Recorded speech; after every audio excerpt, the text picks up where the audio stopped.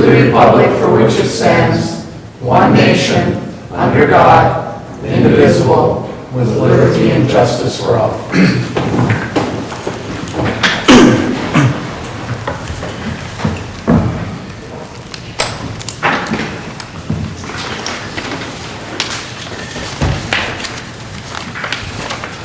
Roll call, Trish. Mrs. Brew? Here. Mr. Kramer? Here. Mr. Menegini? Here. Mr. Oja? Here. Mr. Pop? Here. We'll move on to the approval of the agenda. Do I have a motion on the agenda? Make a motion to approve the agenda. Support. Mr. Kramer? Yes. Mr. Menegini? Yes. Mr. Oja? Yes. Mr. Pop? Yes. Mrs. Brew? Yes. Move on to the approval of the minutes of the regular meeting of August 5th, 2019. Did anybody see anything wrong? If not, I need a motion. I'll make a motion, we approve the minutes of the regular meeting of August 5th. Support. Mr. Menegini? Yes. Mr. Oja? Yes. Mr. Pop? Yes. Mrs. Brew? Yes. Mr. Kramer? Yes. We'll move on to the approval of manifest 2019-17. Scott, you have any questions? I have nothing for this week. Brett? I have none. Lee? I have nothing. The only thing I have is a comment that, just so people know, for tonight's manifest, 357,000 of the manifest is taxes going out to other, that we've collected that go out to the school, the county, that kind of thing. And the only question I had is on page 1 of 7, is for grass cutting, in which I don't have a problem or questioning that, but why is that under mayor council election? Is that where it always? Yeah, that's where it's on. Okay, We just run it under that. that was the only question I had. Do I have a motion? I'll make a motion, manifest 2019-17 be approved in the amount of $789,511.37. Support. Mr. Oja? Yes. Mr. Pop? Yes. Mrs. Brew? Yes. Mr. Kramer? Yes. Mr. Menegini? Yes. Anyone wishing to address the council on an agenda item shall do so now at the podium. State your name and address for the record. Okay, we have no public hearing, no. We'll move on to communications, approval, Sturgeon Falls Hydro Runner Project, change order number 10. Mr. Anderson. Thank you, Madam Mayor. We have a agenda item for the runner replacement project for unit number 1. Scott Klumbudley from HCMS is here tonight to help explain what this agenda item is. I think it's mainly to explain with our shaft number 2, and also there's a request for some work on shaft number 3. So. Okay, thank you. So I've got a few photographs here, just as Ray was saying, a little bit for the clarity on what is really happening with the last change order with regard to the improvement on the shafting. And also we'll address the proposal tonight a bit with regard to the shaft number 3. So what I'm showing here is, this is unit number 1, which has the 4 runners, 1, 2, 3, and 4. And of course, there's shafting in between each of the runners coupled together. There's some other depictions here of that shafting. So the last change order, basically when we tore the machine apart, what we found was that this shaft line was not horizontal. And it was not horizontal because as you go along the shaft line, what you've got is these shafts coupled together. But you also have bearing supports. You've got one here, one over here, one here. So what had happened is when it had been reassembled, those supports were not leveled horizontally. And because of that, there were 2 problems that were created, 2 pretty serious problems. One was that the components, the distributor as we call it, that is the gate casing around the runners, each of the runners, was not set concentric along that shaft line. So we refer to one of those components we refer to as a speed ring. So what was happening is that there was a hydraulic imbalance which creates some issues with load or vibration, because as you went along the shaft line, one of those distributors is here, one of them is here, another one here. They just were not level. So that last change order, one of the real significant items was to pull out some of those components, those stationary components, particularly the speed rings. And I'll show you a picture of this in a second, but it was to take the mounting location, the holes that were used to mount those to the other, like the draft chest, and enlarge the holes. So what we could do with those components is we could move and put them where they need to be put. Actually slotting holes. Sliding holes, right.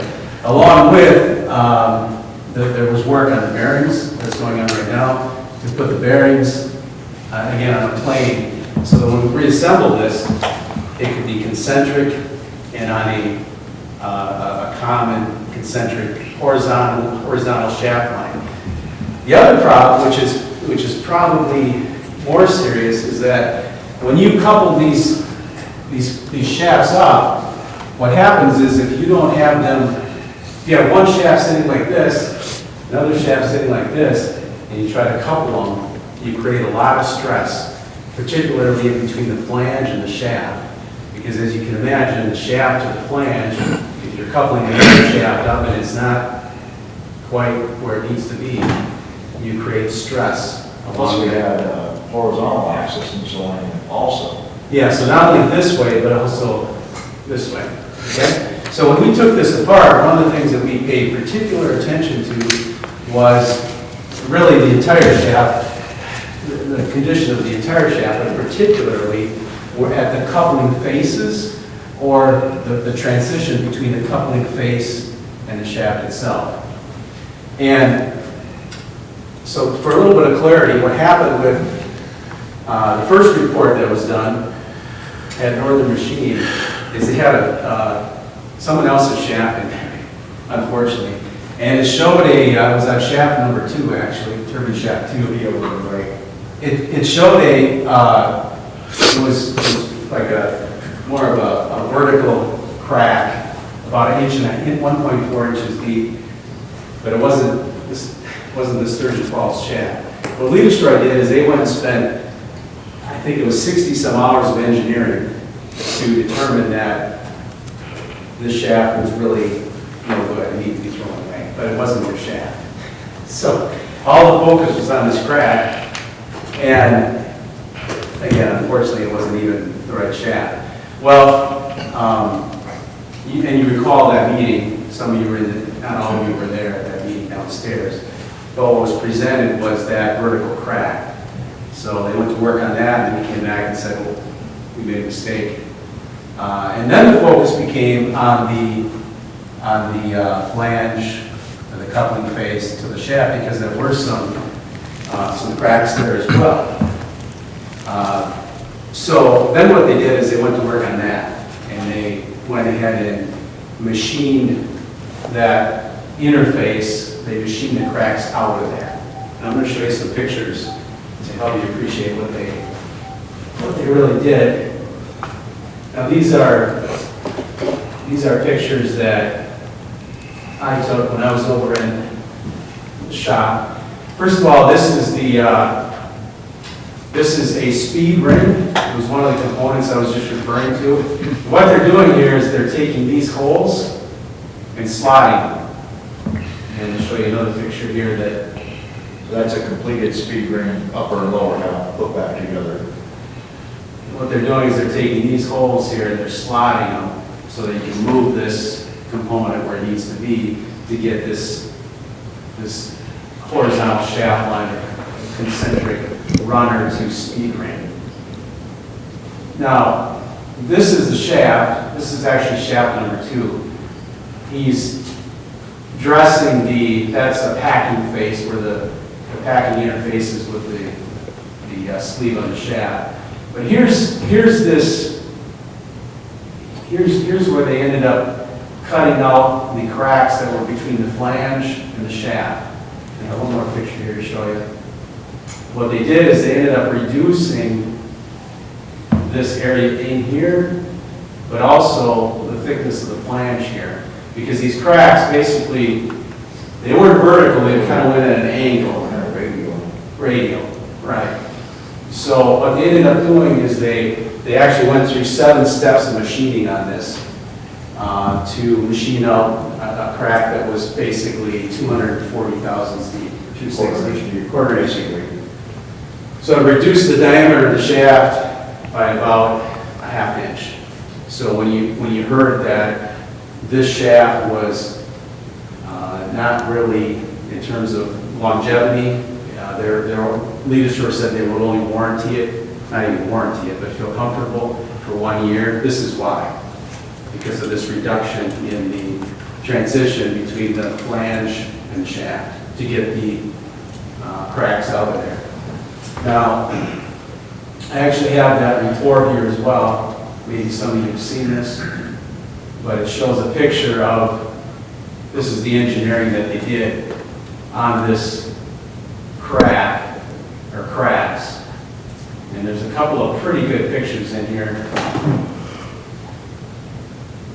that help you appreciate what it really looked like. We're getting there. Okay, so first of all, yeah, these are the steps that were involved. This right here is this radius or this transition that we're talking about.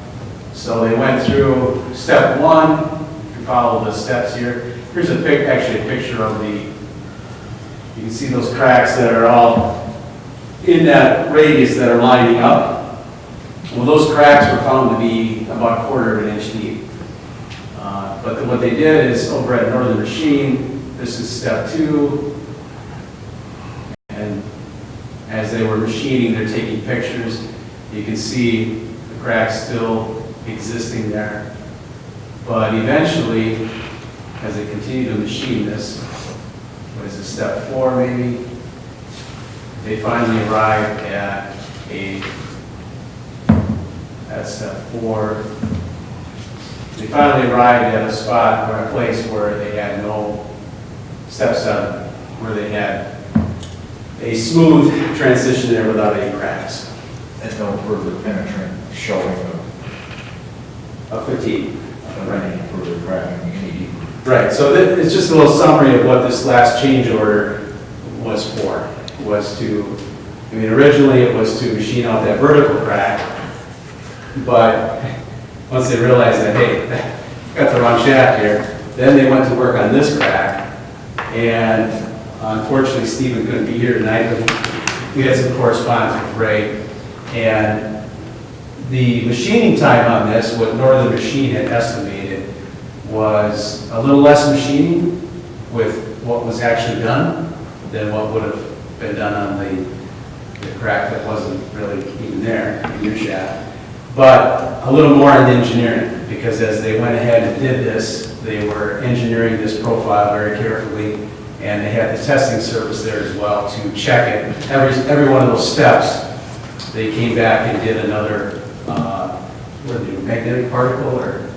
Well, first they did magnetic particle, and then as the crack increased, they were doing the dye penetrant testing, which really proves if there's any hairline crack left.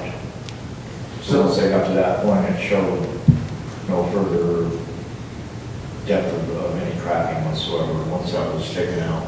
So they had this testing facility called Great Lakes Testing out of Green Bay, an independent testing facility that was doing the testing. So when they were machining this profile, which apparently there's a very precise radius, and the way that's put in there is not just let's machine it out. It has to be done in a way that proves their calculations with regard to strength. So anyway, so the short of it is what Stephen wanted me to convey was that it actually, with the additional engineering and testing, it actually was a little bit more expensive than what they would have originally have done with the vertical crack. And also, this is a more serious crack than in terms of its location. That one was very deep. And I don't know what they all did with the hours they spent on that necessarily, what all the engineering, I did see some of the report on that. but it showed that that shaft wouldn't have lasted more than a month. Well, it wasn't even, it was all wasted time, which is kind of between re-destroying the shop, so we got nothing to do with the city. Right, So- because we didn't pay for the engineering or anything like That's that. right, that's right. You paid for the engineering on this, which we're saying, based on our comparison with what would have been done and with the shop's information, that, hey, it was about a wash. So that was kind of where some of the confusion was. They apparently were scanning the report, and they somehow got another page in there, was a very similar shaft. And when they seen that, they said, hey, we got to go to work on this. Presented the change order right away, got approved by the city. They went to work on it. They did all this engineering, they didn't do any machining on it, they did all this engineering on it, and then they came back and said, all the work we did on the engineering was not, so then they went to work on this. On our shop. Yeah, and so the summary is it was about the same level of effort. So just for clarity on that. So how far behind did that put us? How far behind? Actually, they went ahead and did this right away. So this is done, those pictures, I took those pictures myself in the shop over there. It's still in the lake, maybe. Number 2 is out of the lake, number 1's in the lake. Later ones in the lakes, with number 3 being next, I guess, number 3 shaft. So does that make sense? Does that clarify? And where them cracks and that are, I'm presuming that that's because everything was not level all the way across. That's why Yeah. it wore like that, because when they put it in, Right, it wasn't right. straight. Yep, yeah, that's, That was off. what we've learned and have been told by the engineers is that the transmission of that flange, where those are coupled together, the highest concentration of stress is right in that root as it transmits its torque from the coupling flanges to the shaft. It's right there. And so when you inspect these and look to see, is there any fatigue on the shafts, this is the place to look. You look at the entire shaft, and if you look anywhere, look here, look right in that corner. So what they've said is that they feel like this shaft will last a year. They actually said they might feel it will last 3 years if you read the report. But the recommendation is to get back in there next summer with a new shaft, take this one out and put one in that is not cut down like this, that has the preferred radius, transition radius for transmitting the torque. So basically, everything was out of line. Yeah, in fact, what we did is this probably wasn't done the first time around, but we used a ferrule. Northern Machine has one, it's a laser device. It's very accurate. They set this up, and Mike can probably explain this better than I can, of course, but they set it up and they take reference points to get everything set like you do with a transit. And then they go through and they take all these measurements. Thousands of measurements, thousands of points. Literally hundreds of them. And they have accuracy within a thousandth of an inch. Your hair in your head is 5,000ths of an inch, so it's very accurate. So it's basically, like we put it under a microscope. So when we say that it was 180 thousandths or 200 thousandths, Yeah, the problem being is the head covers in the dry cell boxes are a fixed point, which we cannot do anything about moving those, so, concrete. yeah, they're embedded. It's a structure of its own. Unfortunately, those 3 dry cell boxes compared to the rest of the components, the concentricity was just all over the map, not only horizontally, but mostly elevation-wise, top and bottom, as much as 200 to 280,000 feet. So we're not, people use optical levels, which is pretty accurate, but when you use a laser, ferrule, if you ever heard that term, that's where we got all these, readings from.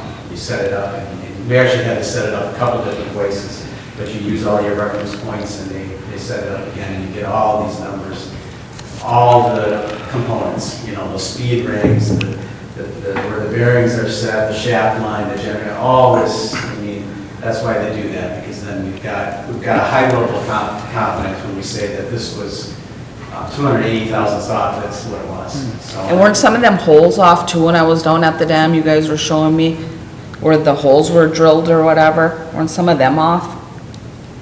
Where the shaft went in? Well, unfortunately, the turbine assembly, as it went through all the components of the machine, the runners themselves sat way high in the head covers, and the speed rings were misaligned, which also affects your wicket gates. They end up tending to be crooked, and therefore they don't close in parallel with it. So the main object to machine those speed rings was to get the speed rings concentric with the head covers, and then lower the whole turbine assembly so it is also level with all the stationary components. So will the wicket gates close completely after this is done? Well, it will, we'll be attempting to do that tomorrow, to line up the speed rings correctly to the head cover, bushing to bushing.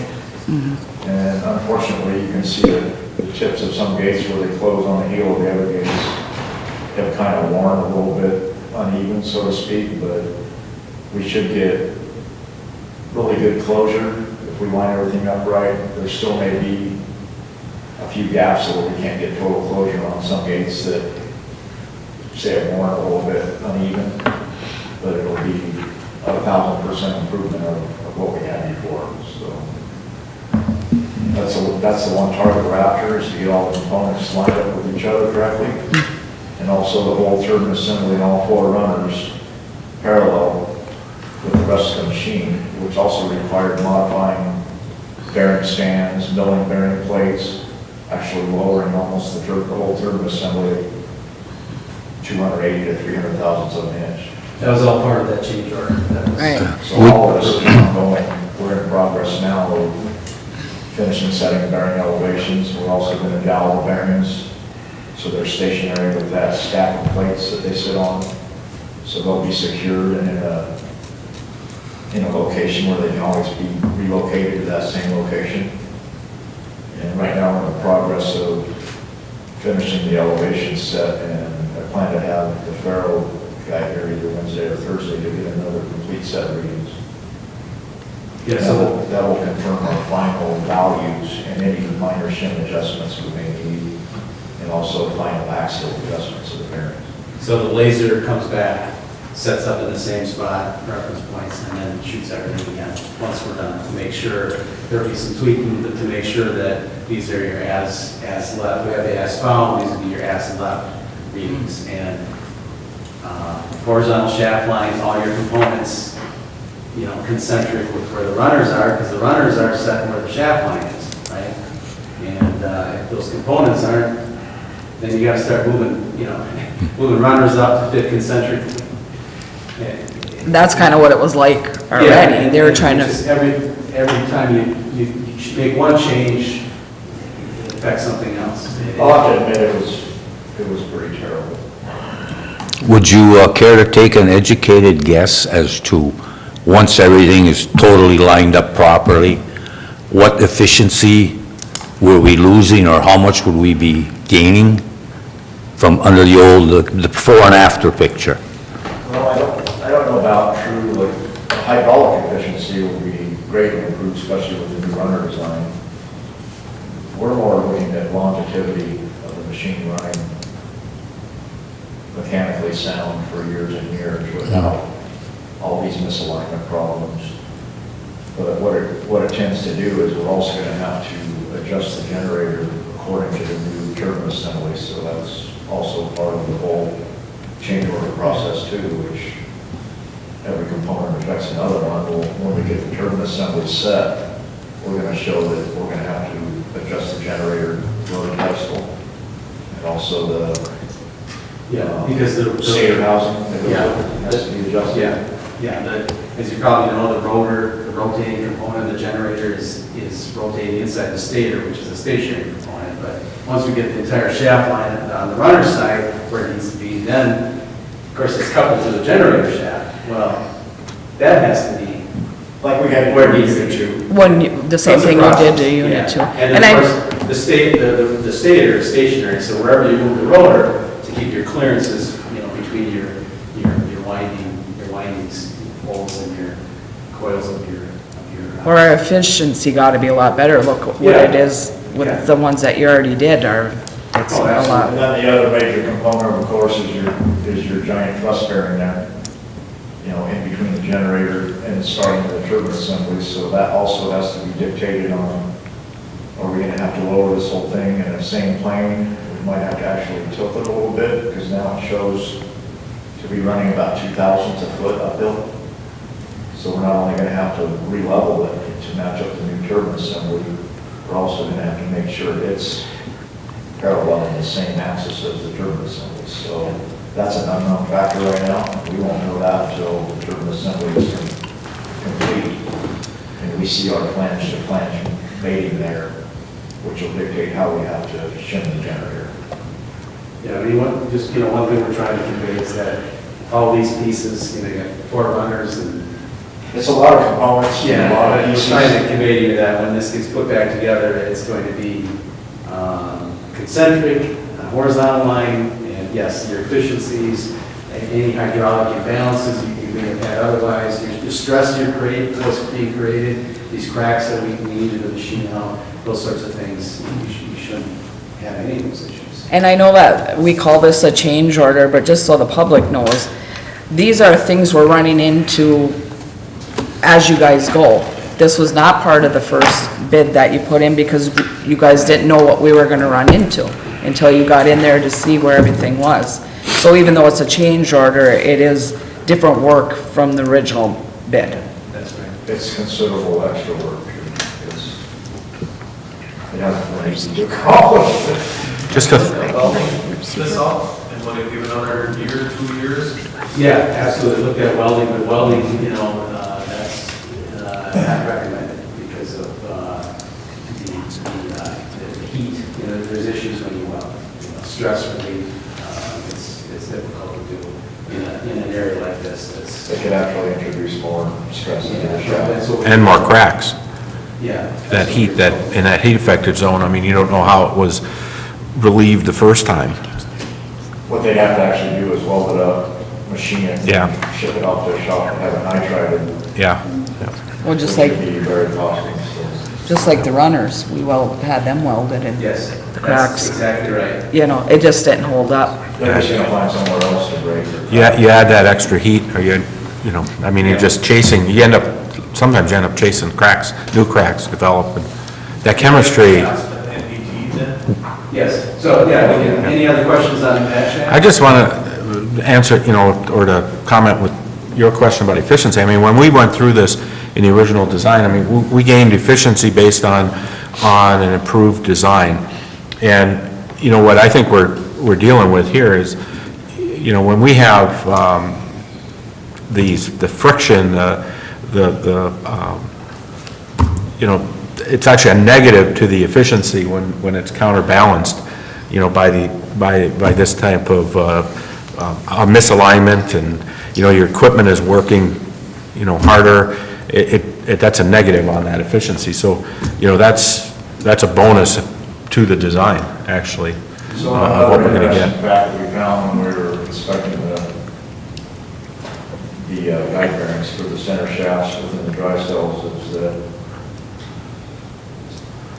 they had to have done this on purpose, because normally you have, say, a 5 thousandths to 6 thousandths radial clearance from the bearing to the shaft. Well, they actually inserted flat bar shims to open that bearing up, because I'm assuming that they may have had immediate heating problems with those bearings being not misaligned. So what they did was they opened up the clearance to that bearing, but only in a vertical fashion. So then you've got a bearing that's actually oval shaped. And they created an extra 60 thousandths worth of clearance within that bearing. So, you got these shafts running, and they're going to be able to waller around inside this bearing where it should be a true pit, a true circle pit. So that's another thing we're after, is removing those shims, putting the caps back on the bearings, cleaning the bearings out, and running the bearings as they're designed to run, which is a centric circle and not this extra clearance for the shaft to wander around inside. So that was another major issue that I think they were helping to correct their misalignment problems by opening up the bearing clearance, so you wouldn't like destroy bearing or wipe the valve inside a bearing. Which is So it's one thing after another, all of this together just compounded all the problems that we discovered. Yeah, your bearings are, once you have that shaft line, everything concentric, your bearings are designed to hold it. Well, if it's not there in the first place, like I was describing, then you open up your bearings and try to allow it to. And it's just, That can cause a lot of harm. counterproductive, so. Vibrations. Yeah, we're putting bearings back to do what they're intended to do, and that's hold the runners in the shaft line where it needs to be. Which is its purpose of bearings. Okay? Any other questions about that one?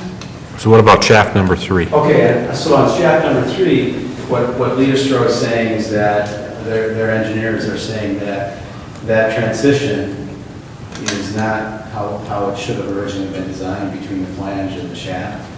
And their strength numbers are put it just outside the window of what they would consider to be where it should be. Just outside. I guess we could dig into more about what that means, just outside. But they're saying, look, it's in the shop now, we could dress it, and we could get it to where it could be inside the window and maybe more consistent with the rest of the equipment that we have here. And what is it, the rate, $8,200? 8,200. So, it's... That was to improve the radius design Yeah. there. I mean, I'm not advocating for it. I don't know if Stephen would really advocate for it. It's one of those things where it's, again, it's out, it's in the shop. If you wanted to do it to make you feel better that, hey, this is, but the fact is that there were no stress cracks in that area, on that shaft, right? No, they just think it's under design. Yeah, so that, and you ran it for how many years? Has it been 7, 8? 12. 12, okay. Well, no, 8. Okay, 8. I'm sorry. Unlike this one, which had obvious crack, I mean, this hasn't shown any cracks.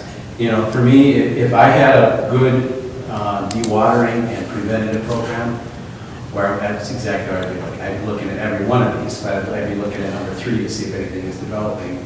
If I felt good about the program I had and knew I was going to go in there every year and check it, yeah, nothing's showed up yet in 8 years. I'd feel one way about it. If I knew that I was not going to look at it for a while and I was worried about it, then maybe I would spend the money and say, look, let's improve its strength a little bit. That's kind of a... How many times a year do we dewater it to check it? This particular unit runs 100% of the time, so the last time it was 5 years. We ran it for 5 years.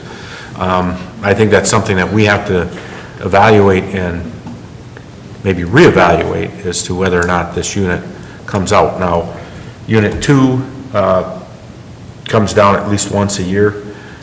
The other units come down once a year, but this particular unit has been one that we've kept running. And I'm not saying it's right, just that's how it's run. We need to find the time to inspect that unit once a year. It could be under least demand time, whatever time of year that may be, but it would be a huge advantage to just go into this machine once a year for about a 3-day period, check coupling, wicket gates, bearing oil, adjust packing. The normal things you should probably do on a unit that you depend on this much year after year. As you've discovered, you probably only shut this machine down when you had repairs to be made to the runners or things that could turn into a catastrophe. Yeah. Well, I know we're planned next summer to take the unit down, because we have to come back in, and do an inspection on it. Yeah, if Follow you this had any project. cracks that did develop there, then of course you have to either machine it in place or pull it out, which would be, but you haven't had any, you're looking at it carefully every year. I mean, it's just outside the window. I mean, if it was grossly undersized, so, and it is I don't know how I feel about $800, but, it's going to be on on the lathe over there at Northern Machine, they're gonna be skin cutting where the key and the turbine, the runner fits on one end of it, so it wouldn't be, it's $8,200, I guess. Yeah, so Stephen, we talked about it, he basically, because it's gonna be on the lathe, he wanted to give us an opportunity, Yeah. if that's what we wanted. And I think, like Scott said, he wasn't doing hard press advocating, he just said, look, afterwards, it's too late. Yeah, and Stephen is neither, I think he's not saying, look, this is dumb if you don't, or he's just saying, look, if you wanted to do it now, because quite frankly, you may never have it out again. That's the way we're looking at it. We know how much you rely and depend on this machine, and, that's what we're after, is to make the machines correct.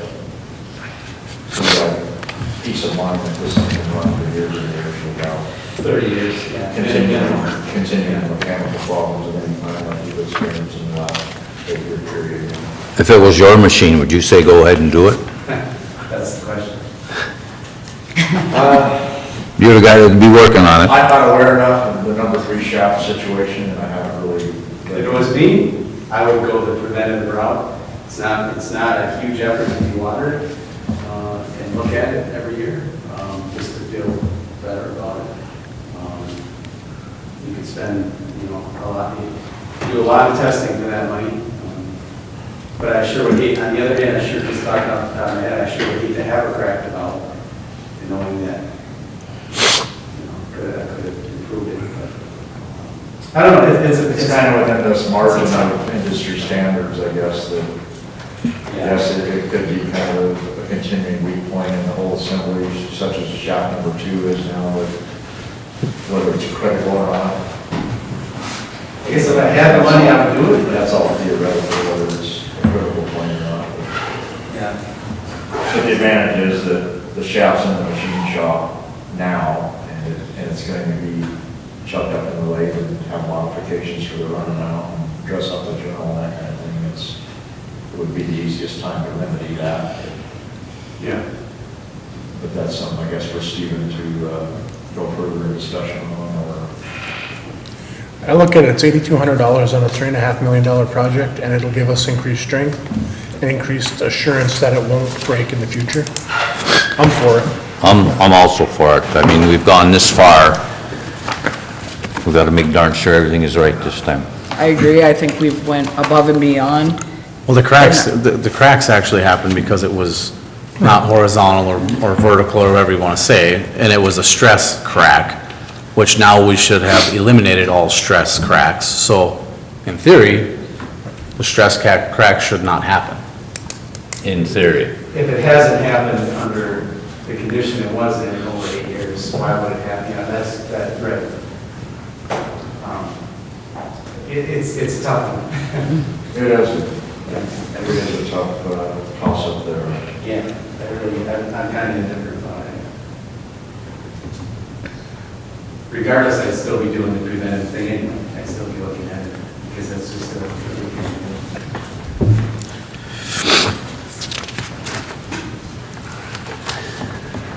I don't know, I just feel like as long as it's out, something happens, we're probably gonna pay more than that just to get it out of there. Well, you have Not to. even fix it. You'll have to pay. If you pull it out, then you've got all of the additional costs to break it free, pull it out, and send it, ship it. That's what basically he's saying. Yeah, it's double that, I mean, basically, I would think. Well, I definitely would feel better if we went ahead and did it. I mean, and like Jeremy said, on such a big project, I mean, $8,000 is still a good chunk of money, but you look at the whole project, it's...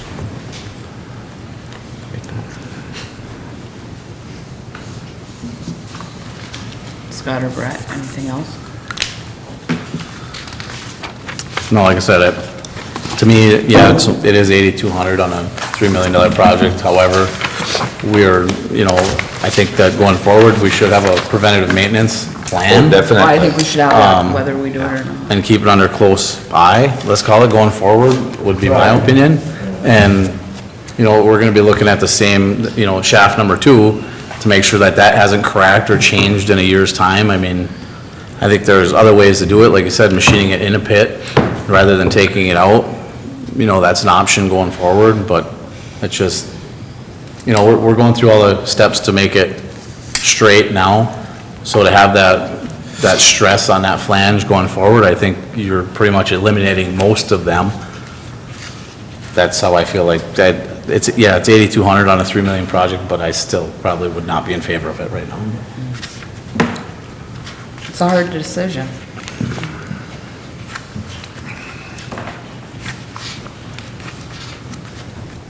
You have a motion? I'll make a motion, we approve change order number 10 in the amount of $8,200, bringing the total project cost $3,530,285.99. Support. Mr. Pop? No. Mrs. Brew? Yes. Mr. Kramer? No. Mr. Menegini? Yes. Mr. Oja? Yes.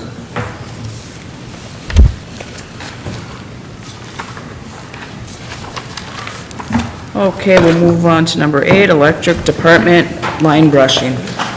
Okay, this particular, Thank you, guys. Thank you, guys. this particular line item is for contract brushing. We've estimated or budgeted $50,000 per year for contract brushing. And this year, we went out, actually, we got quotes from Asplund and Bugle. Bugle Contracting is out of Cornell, Michigan. We received their recommendation from the city of Escanaba. They do all of their work, and they did get a high recommendation from the city of Escanaba. And you can see that the price for the work that we had them quote was for $19,500, which is the low price for this activity. I can entertain any questions. Do they know exactly the amount of work? Yes. Because their bid is so far different. Yeah, I was from gonna ours. ask that too. That's a gap. Yes. Yes. But they don't, I didn't see where they had, they're just saying they'll do this work and then 1,650 more for the big pine and a few spans, which isn't included in that 19.5, which I think should be done. But from Asplund, I mean, they got it all broke down, trim out, blah, blah, 13th Ave, they got everything written out, where Bugle, they're just saying they're gonna do it for that price. Are they gonna be doing the same thing? I find it, like everybody said, hard to believe that there's $30,000 difference. I mean, we've gone with Asplund before, and I don't think this Bugle, we've ever got a bid from them. There was always somebody else, and Asplund always had been the lowest. I don't think we've gone to anybody else. But we'd put it out on bids unless Asplund was the only one that ever put it in, but I thought somewhere along the line, Yeah. somebody else had bid I don't- one time, and it wasn't Bugle, because I'd never heard of this company before. But I gotta really wonder, Yeah, well, this company, like I said, I got their name from Escanaba, and I know that the superintendent in Escanaba, he swears by them. They do all of their work down there. They gave the price. Tim worked up the proposal for, talk to both companies, so. I mean, he I gave agree, them I this. think Asplund has always did a good job, and if it's comparing apples to apples, I mean, you almost gotta go with the lower bid, just even if we didn't have them before, and just to me, it's kinda like at our last meeting where there was such a big difference in the engineering on that project, it was. I mean, I'm all for giving it to the lower bidding, there's no question about that, are they gonna do exactly what Asplund was gonna do? That's, Could we ask for more information from them? More itemized, like Ashman?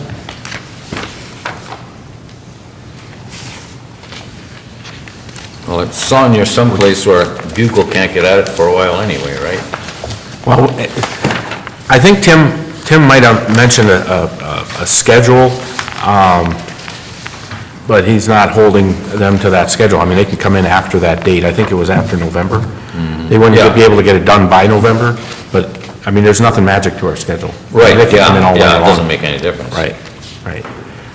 But definitely in this, like, maybe like Mr. Kramer said, we should get more information from these guys as to exactly what they're gonna do, and if not, I'd definitely be for the extra 1,600 to take care of that big pine, which Asplin said they can't even do. Didn't, That makes me wonder there too. didn't Tim meet with both of them and show them I think, Tim recommends going with it. He said Yeah, it's I all. see that, yeah. It's all, he said it was apples and apples based on what he, Well, what he went out for. he knows.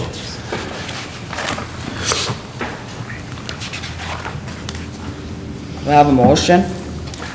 I'll make a motion that we approve the Bugle contracting be approved for tree removal services for a price not to exceed $19,500, and if they can add that big pine and a few spans around it for the $1,650.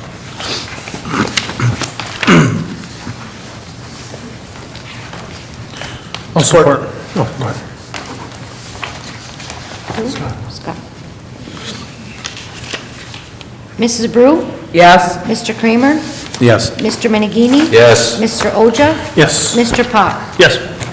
move on to the approval of local street project, Valley View Drive Scratch Course. Mr. Anderson? Hey, after our last project, we noticed, or it was brought to our attention, that we also had some budget monies in the local street fund, where we were going to grind and shape Summit, similar to what we were going to do on Valley View, with just the grinding and shaping. It didn't involve pavement.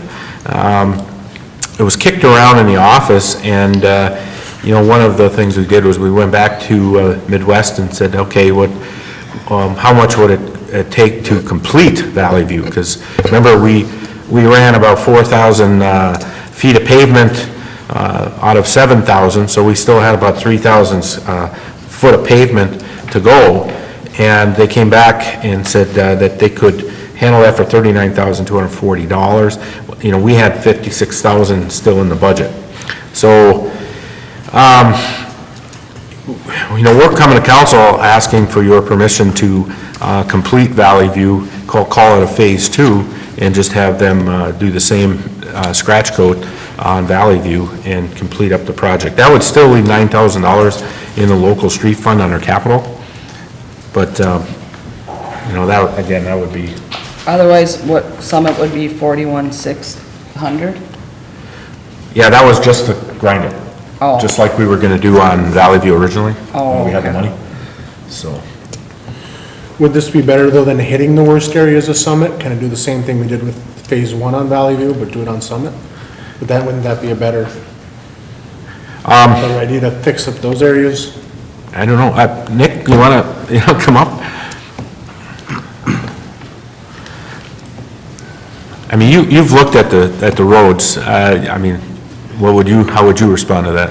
You could do the worst parts of Summit, but you're better off to finish one versus doing both spots, because what we were gonna do is come in, we're gonna mill the end of every spot where we finish, so that you get a nice seam, so that this winter when you're plowing, you're not cracking up the old asphalt where it begins and ends.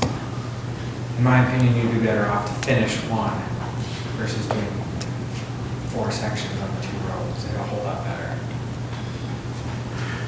We do have estimates for Summit and the bad parts of Perny. So, well, like, when we go into budget for next year, you know, we would know what those amounts should be. So we could do this over a 2 to 3 year period. Well, I'm all for finishing Valley View, even though I'm gonna catch hell because I got a relation on Summit. But let's finish something that we started, and get it totally done. Yep. Instead of jumping around piecemeal. I would put Summit definitely #1 for next year, because that Yeah, is yep. really bad. Really, really. Then I have a question here, Ray. Reading this, it says a few weeks ago it was brought to our attention. Who brought it to your attention that way? Well, Was it an oversight?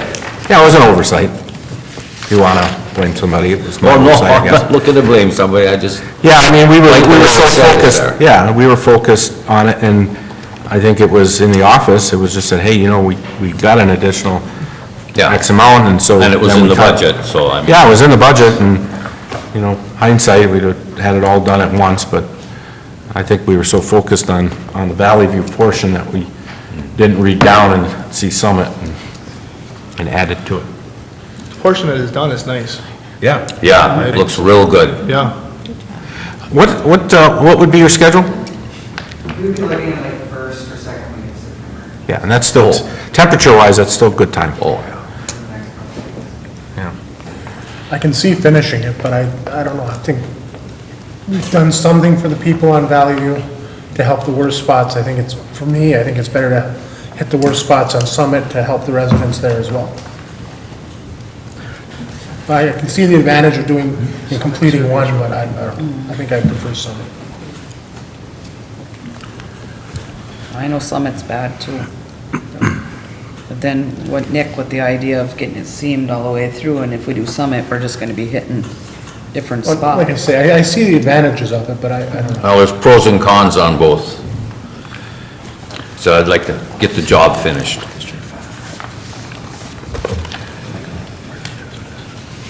Okay, do I have a motion? I'll make a motion that Midwest Asphalt be approved to apply a scratch course of 20 foot by 3,001 feet to Valley View Drive for a price not to exceed $39,240. Support. Mr. Kramer? Yes. Mr. Minigini? Yes. Mr. Oja? No. Mr. Pop? Yes. Mrs. Brew? Yes. Move on to approval, stormwater assessment management wastewater saw pay request number 12. Okay, this is standard pay request. Currently, they're probably at the tail end right now of televising the system. You see the Vector truck out and about in the community, flushing, and then they're televising. We're getting that, they're gonna have that report completed here hopefully within the next couple weeks. And the SAW project is winding down. This fall will be complete. So this particular pay request is for $34,098, and as a reminder, it's a 90% grant. So our portion's $3,409.80. That's correct. How much do we have left on this, Ray? We I didn't have, see it in there. I was looking. the total cumulative is $290,000.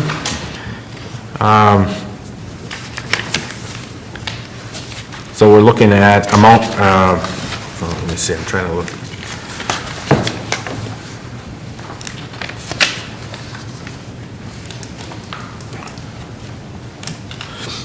$100,000? Yeah, about 100,000. Okay, I see that there now, yeah, I missed it before.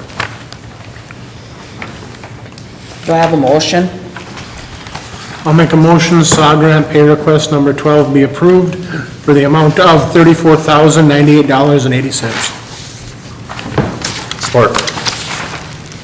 Mr. Minigini? Yes. Mr. Oja? Yes. Mr. Pop? Yes. Mrs. Brew? Yes. Mr. Kramer? Yes. This, we'll move on to approval facility maintenance contractor. Okay, we've talked for a couple weeks now. We've actually went out for advertisement to find a local contractor that could, that we could contract to handle some maintenance activities in our facilities, such as at our parks, park buildings, our city hall building. And we did not, we only received one interested contractor, and that's Fuzzy Anderson. He's willing to do the work on a time and material basis, $25 an hour. Mr. Anderson, the question that came up was, you know, for whether his contractor's license and insurance and everything was in line, and I double-checked and everything, and we're good to go with his credentials.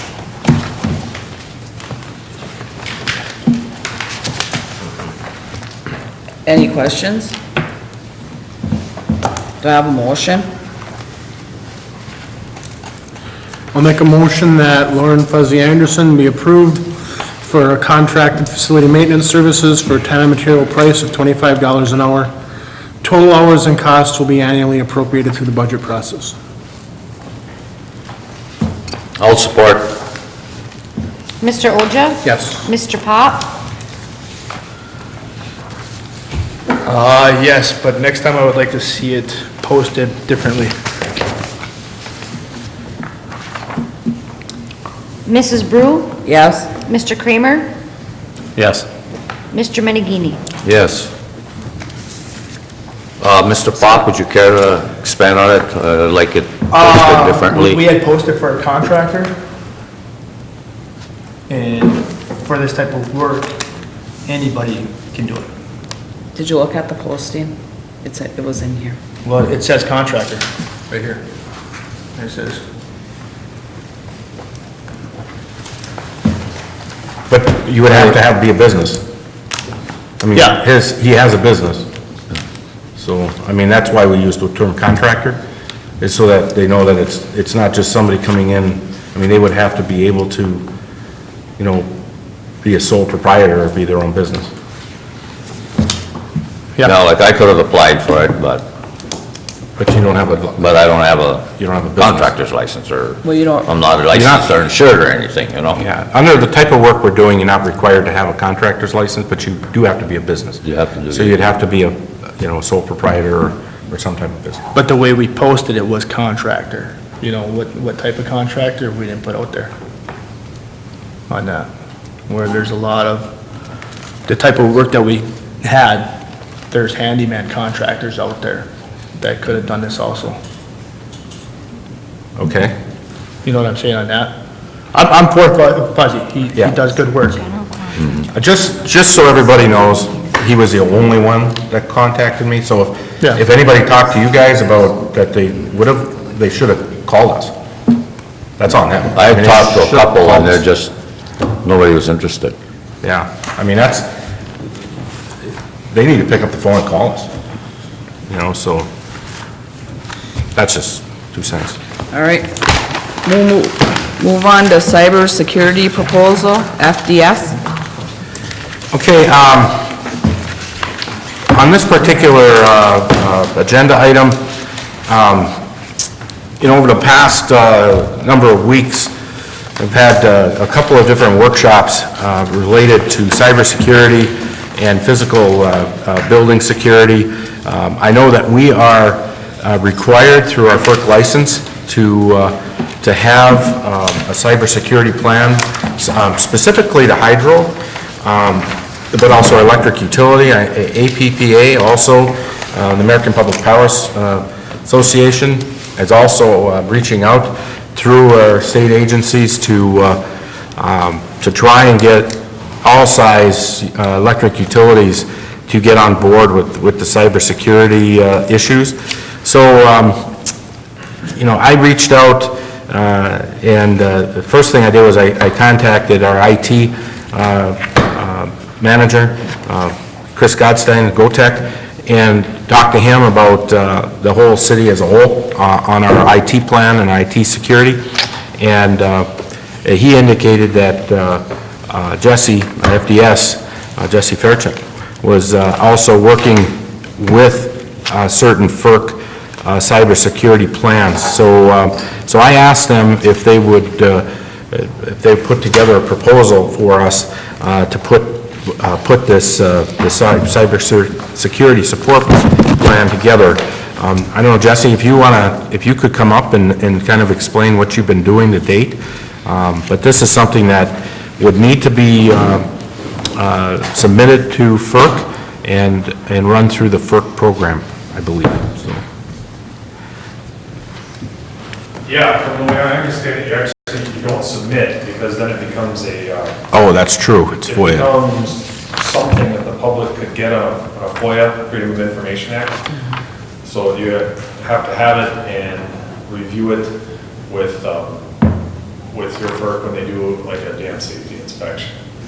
At least that's the way it's been on the other one of these that we did. Specifically for hydro, what we would follow is the FERC This is their security program for hydropower projects, and there's one section in here that specifically addresses cybersecurity.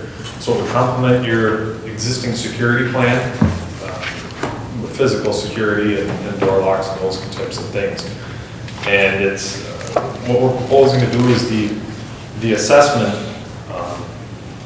of that section 9, which they have quite a long checklist that you go through.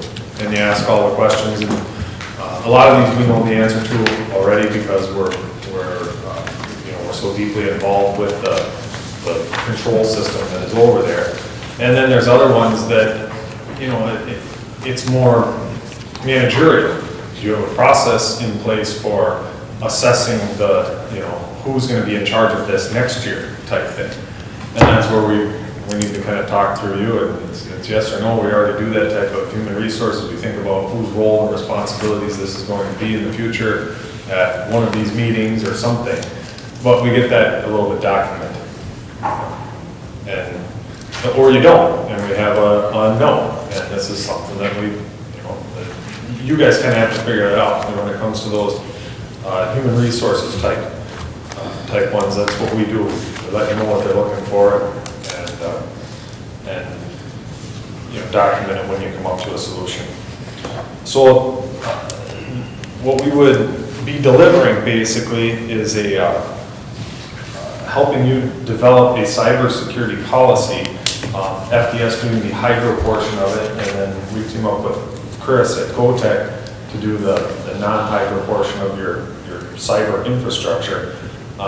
Give you a policy which is it might have a lot of things that you don't have obtained yet.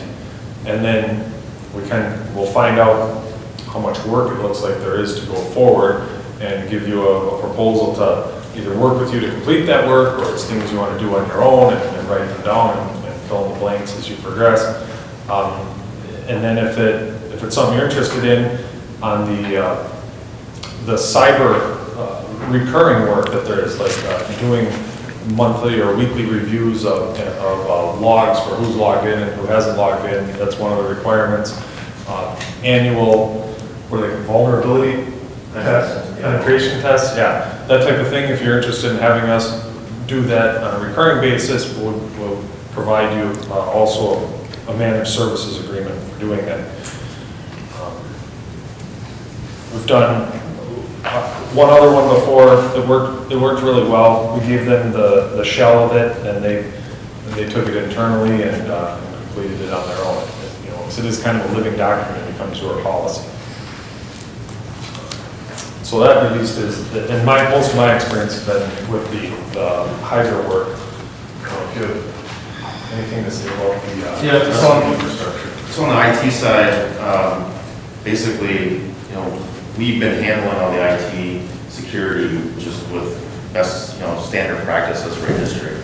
And one of the things that Ray and I have been talking about probably for the last 4 or 5 years is the actual policy for the city. So there is what is called a computer policy, I think, but it's very vague. It doesn't cover a lot of the new technologies that we're using in the city right now, and it doesn't really lay out any kind of structure for implementing specific security requirements. Example would be password requirements or timeout requirements when a user leaves a computer and their computer logs off. So it's a lot of setting up policies, those kind of specific things. We'll use the FERC document with the hydro kind of as a basis. And then we also have some standards that we've had to meet with the police department on their side for cybersecurity, and we'll utilize some of those standards as well since they are part of the city network. But it's going to be a lot of kind of back and forth figuring out what's going to work best for you guys operationally without causing a lot of interruptions or downtime or unproductive practices. So it'll be kind of like Jesse said, a living document. I wanted to bring Jesse in on this because on the utility side, that's the main part of security, and what we want to make sure is secure and looked after. As far as implementation, because you have already hired us to do IT on a monthly basis, Anything that we can do in the document that's more of a procedural type of implementation, changing a setting or implementing password complexity, that's included in what we already do. We would, from our side, my side, we would only charge for additional software or additional hardware if we had to implement that into the system. So we'll handle things as we would on a regular IT basis. It just, we need that policy to be able to actually implement it and enforce it. And then also be working with Chief Schaefer on some of the physical security aspects and how that kind of crosses over into the network, the cybersecurity. So we'll kind of try to encompass all the departments within it. So we've never had this before. It's not budgeted then either, right? No.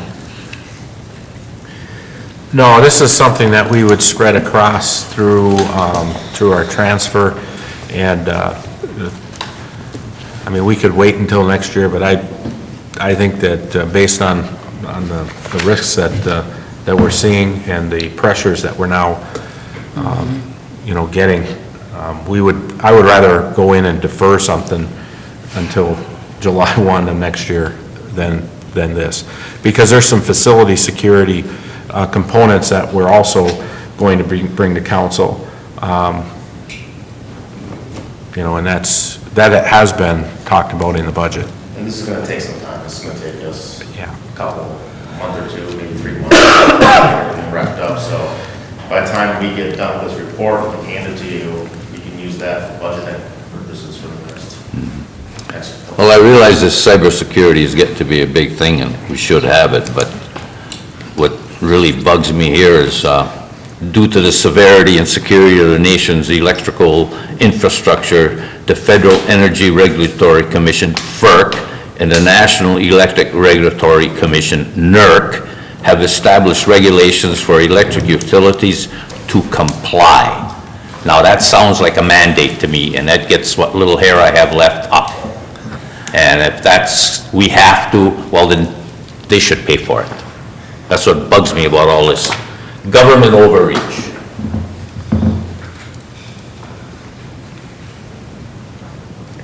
Any other questions?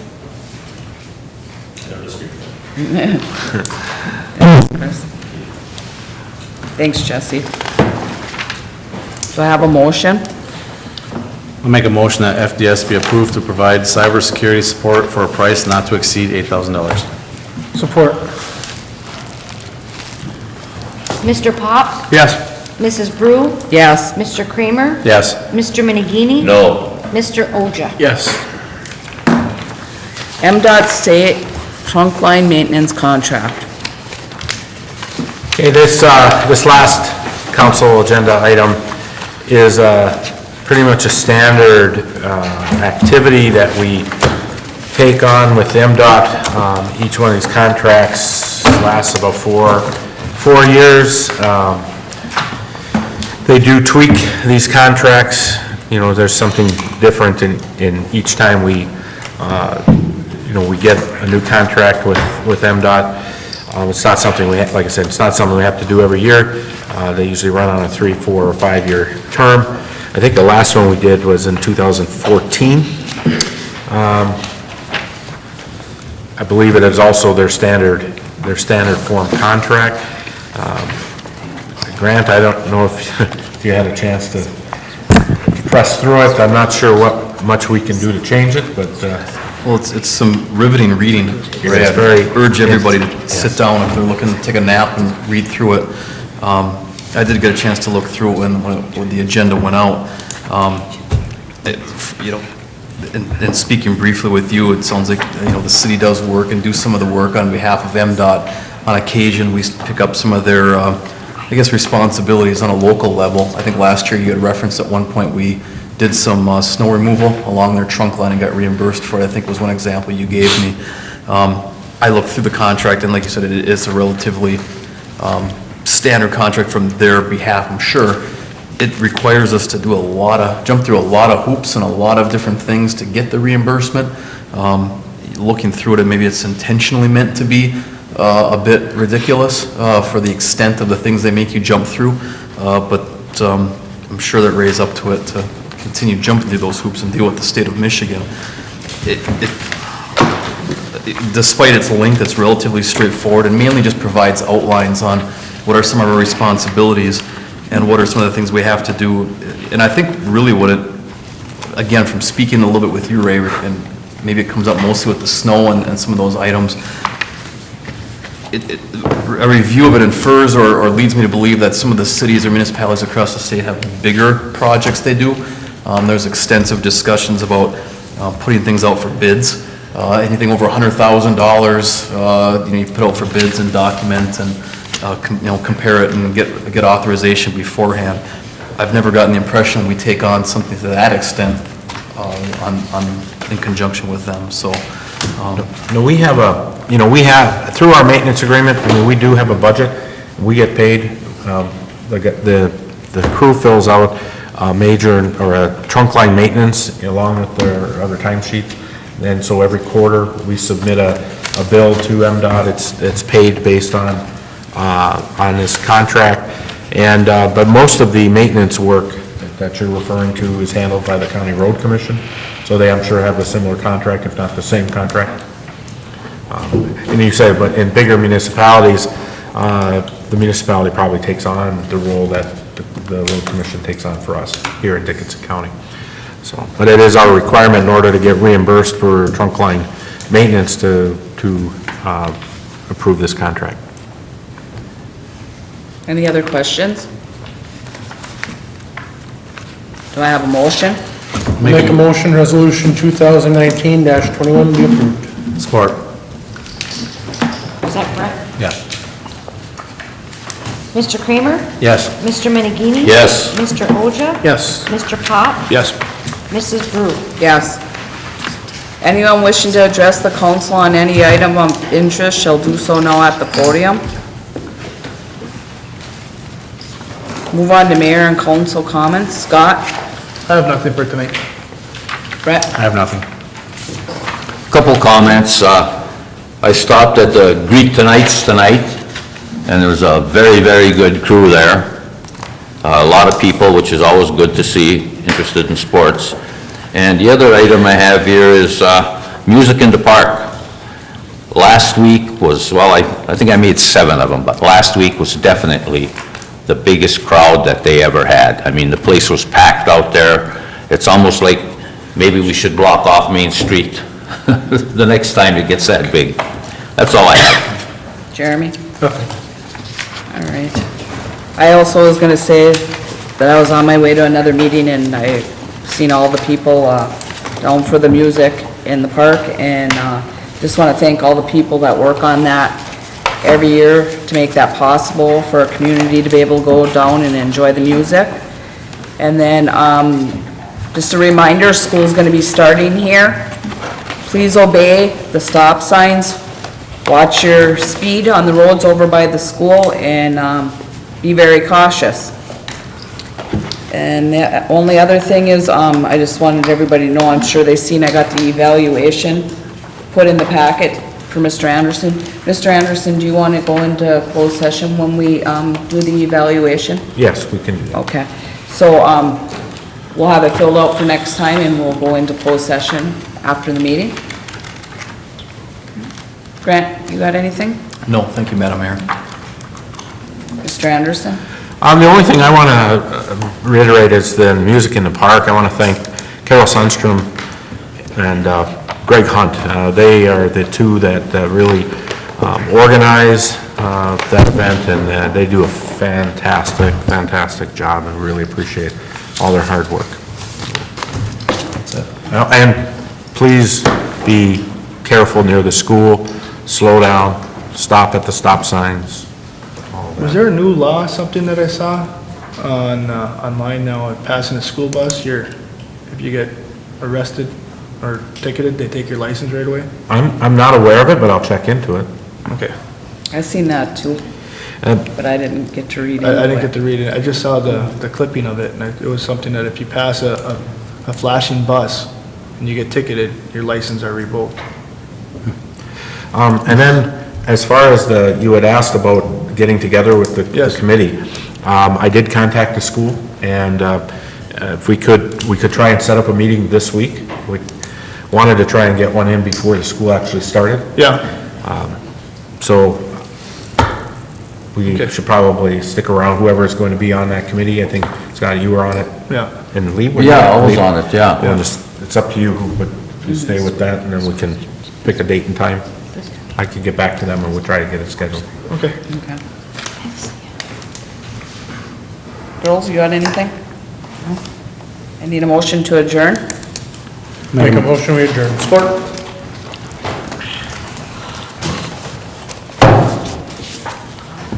Mrs. Brew? Yes. Mr. Kramer? Yes. Mr. Menahini? Yes. Mr. Oja? Yes. Mr. Pop? Yes. Meeting adjourned. So now you want to close the street, then people public money.